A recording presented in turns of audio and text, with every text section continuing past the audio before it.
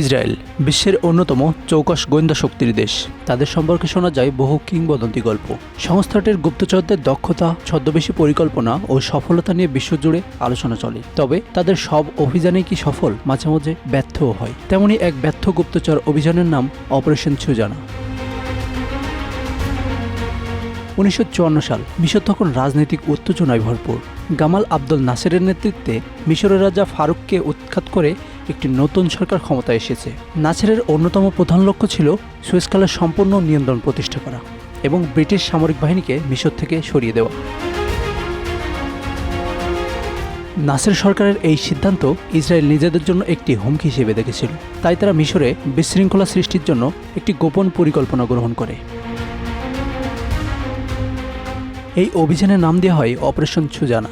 মিশরে ব্রিটিশ ও আমেরিকান নাগরিকদের উপরে হামলা চালিয়ে সেই ঘটনার দায় স্থানীয় আরব জনগোষ্ঠীর উপর চাপানোর পরিকল্পনা করা হয়। ইসরায়েলের উদ্দেশ্য ছিল নাসের সরকারকে দুর্বল করা এবং পশ্চিমা শক্তিগুলোর প্রভাব বৃদ্ধি করা। এই অভিযানের দায়িত্ব ছিল ইসরায়েলি গোয়েন্দা সংস্থা আমানের উপর। যদিও ইসরায়েলের গোয়েন্দা সংস্থার গৌরবময় ইতিহাসে এটি একটি কালো অধ্যায় হিসেবে বিবেচিত হয়। আমানের এই অপারেশন চলাকালে ইসরায়েলের ভিতরেও ক্ষমতার দ্বন্দ্ব চলছিল।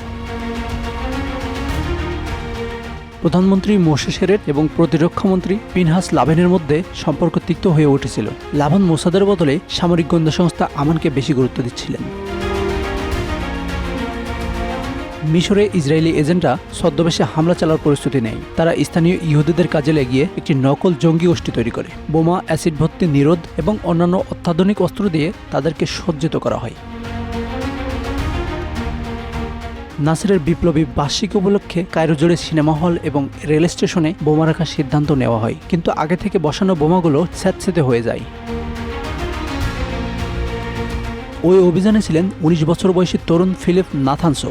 পকেটে চশমার খাপে থাকা বোমা নিয়ে আলেকজান্দ্রিয়ার একটি সিনেমা হলে রাখতে গিয়েছিলেন তিনি, কিন্তু টিকিট কাটা লাইনে তার পকেটে বোমাটি বিস্ফোরিত হয়। প্রাণে বাঁচলেও নাথানস মিশরের পুলিশের হাতে ধরা পড়ে যান, আর কয়েক ঘন্টার মধ্যেই পুরো ইসরায়েলি নেটওয়ার্ক ভেঙে পড়ে। ফলে ধরা পড়ে যান মোসাদের শীর্ষ এজেন্ট ম্যাক্স বেনেটো।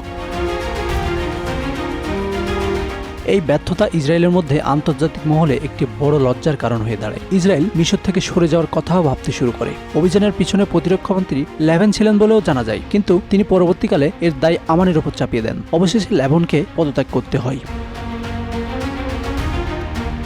অপারেশন সুজানা শুধু ইসরায়েলের ব্যর্থতা হিসেবে রয়ে যায়নি, এটি দেশটির অভ্যন্তরীণ রাজনীতিকেও বিষিয়ে তুলেছিল। আমান ও মোসাদের মধ্যে এই ক্ষমতার দ্বন্দ্ব ইসরায়েলের গোয়েন্দা কার্যক্রমকে স্থিতিশীলতার অভাব সৃষ্টি করে। অথচ এমন এক সময়ে ইসরায়েলকে সবচেয়ে বেশি প্রয়োজন ছিল শক্তিশালী গোয়েন্দা তৎপরতা।